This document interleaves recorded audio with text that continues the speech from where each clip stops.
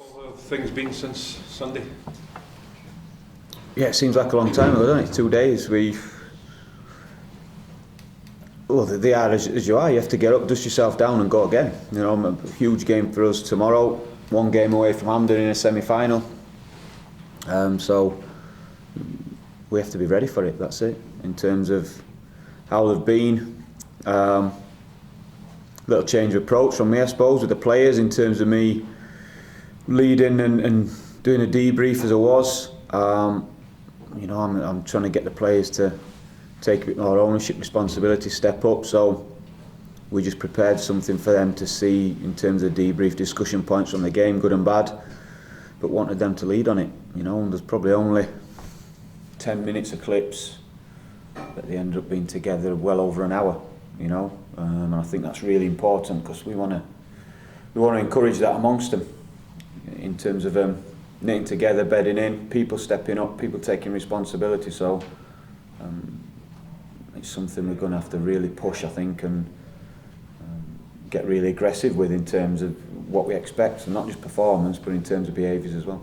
Was that needed, do you feel, to try and get it out of the system, what went wrong on Sunday? Yeah, because, listen, in terms of the game, there's been games where lots more has gone wrong than that, but we were punished for little details on Sunday, letting them take a quick free kick, switching off at the short corner, and, you know, from a game where, in terms of like the other 2 derbies that we've been involved in, I'm stood on the sideline really comfortable at 1-0 and just thinking about, right, how do we put this game to bed?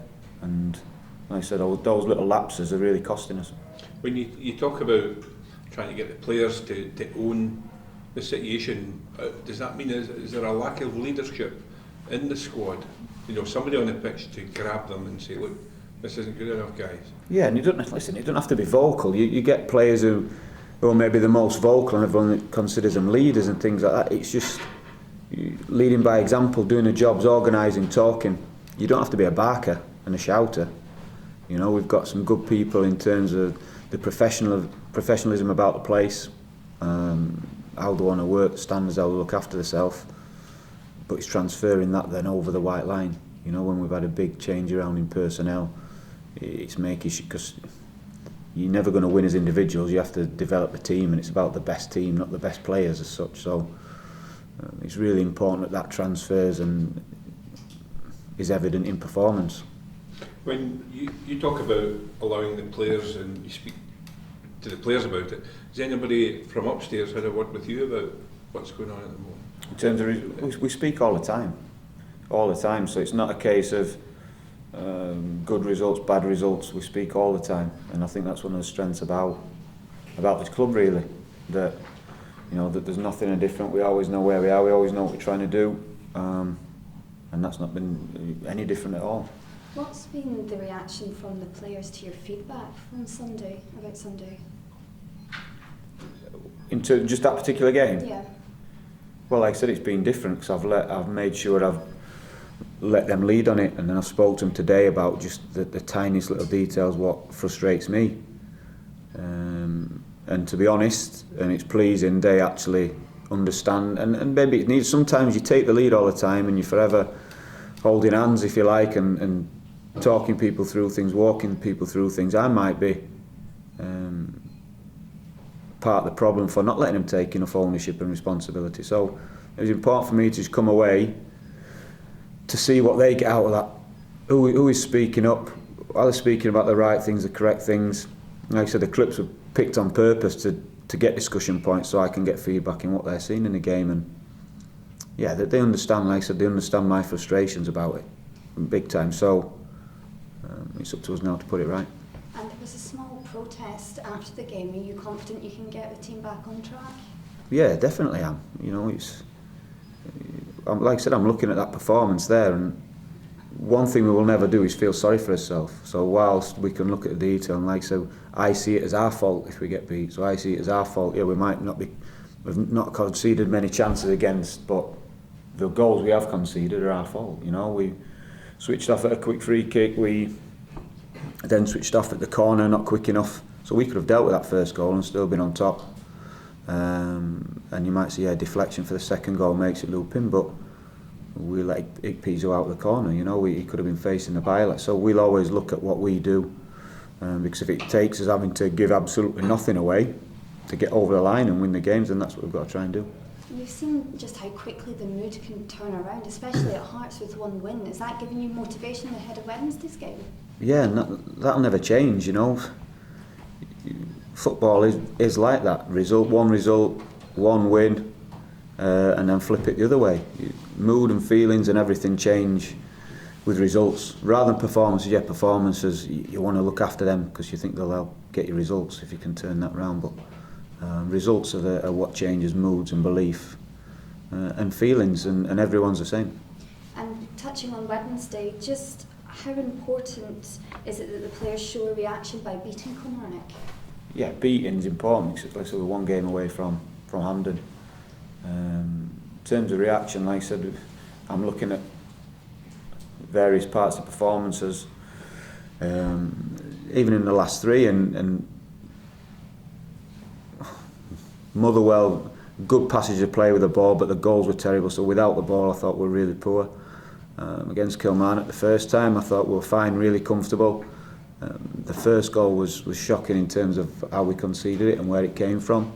But it was when we made the subs to change shape and chase the game that we lost any sort of control on the game. You know, we were looking for positive impact, but we didn't get that.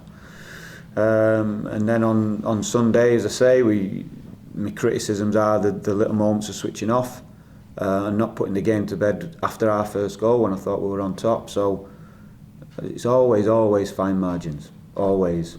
And like I said, you can moan about them and think your look's going to change, but you can't. For me, you can't. The players understand that. We have to go and make it happen. Oh, you spoke about you had to change and you had to look at yourself.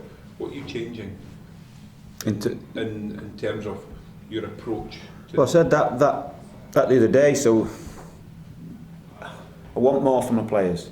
More in terms of performance, you always want more. We could have won the last three. You still always want more. But you're looking at areas where, right, so what are we missing? What do we need to improve? What's going to make us stronger? And that ability to stand up, that ability to be strong, to lead is something. So we need to create an environment where that's what it's all about, rather than looking to us for answers all of the time, recognising, taking charge, taking control. So I think that's got to be a big part of our approach. Do you feel the players have let you down a little bit? No, I wouldn't say that. And listen, I would say it to them, but I wouldn't say it to you. So no, anything like that, you know, when you've spoke to me enough times now, it's my responsibility what happens. But how I go about that and what I say to the players has to be between me and them. Yeah, but I think the supporters appear to have lost a little bit of faith in the team. Can you understand that at the moment? Yeah, definitely. As I said, results will always be like that, you know, but they have to stick with the team. They have to stick. I think I said it last week. We want the support. We need the supporters. It's underestimated how important supporters are at a football club. You know, until you're the one on the pitch or in amongst a team, they're a massive part of what you want to try and do. And of course, I'll say the players, we have to lead. So we have to get the supporters going. Well, always, let's say, it's got to be our responsibility. But likewise, I can also say to the supporters, come on, do your bit, get behind the players, get them going. Let us know afterwards, you know, let me know. I understand it, we understand it. But we all want the same thing. What do you change tomorrow night against Kilmarnock in terms of, is it personnel or is it... Yeah, we may do. As I say, we need more goal threat. You can see that from performances, so regardless. Like I said, I'd have loved to have been, and watching the game back now twice, I should have been sitting here talking about Stevie's goal and some big performances from players and how strong we looked. I'm not. I'm here disappointed, dejected and asking questions about how he turned things around. And from that performance, you know, watching it back, there's little bits we always want to improve on.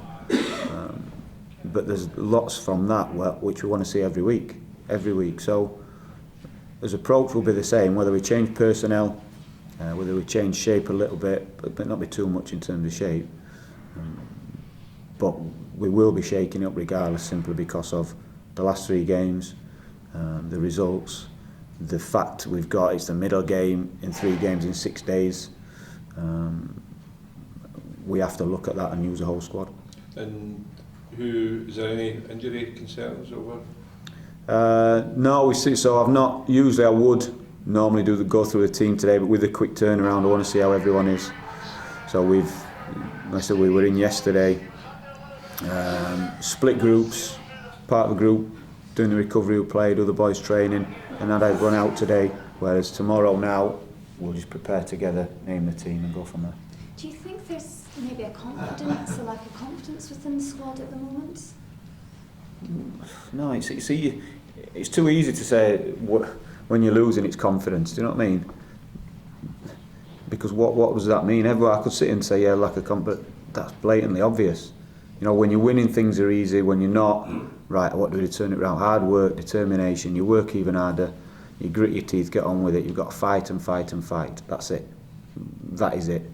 And like I say, you can't wait until all of a sudden, I feel confident we're going to win today. No, you have to make it happen. And when you do that, you start winning. There's a belief, there's an assurance in what you do and how you do it. So yeah, again, it's like, look, you can't bemoan. Look, you can't say, we feel confident when you can't do it. You have to make it happen. The first half against Kilmarnock and a couple of times against Hearts, seen the high press implemented successfully. How frustrating is it that isn't happening on a more frequent basis? Yeah, big time. But we want that to be a big part of his game. Of course we do. But sometimes when teams just miss that out, there's nothing you can do about it. You know. So I wouldn't say it was. We won the ball back quickly in transition away at Kilmarnock. In terms of we lost it and we won it back. The nearest man pressed and won it back.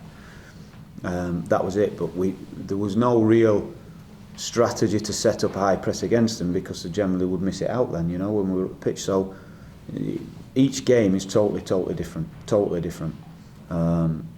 of course we want to play that way, and we're not the same team as we were last year at that. I know that, we know that. You can see it, everyone can see it, so it's something that we will continue to work at. But likewise, we can't just be one-dimensional, think, well, that's the only way we can win a game, is get that right. There's other areas to his performance and other things that we need to do. And Fraser Murray wasn't in the 18 on Sunday, and then he wasn't in the development squad yesterday. Has he got an injury, or has he got a chance to be involved tomorrow? No, he's fine. He'll be in the squad. He's been in the squads. You know, he's just not made the bench through personnel and boys that we've had to put on the bench to cover certain positions. So, he'll be as he was the last two games in the squad. Yeah.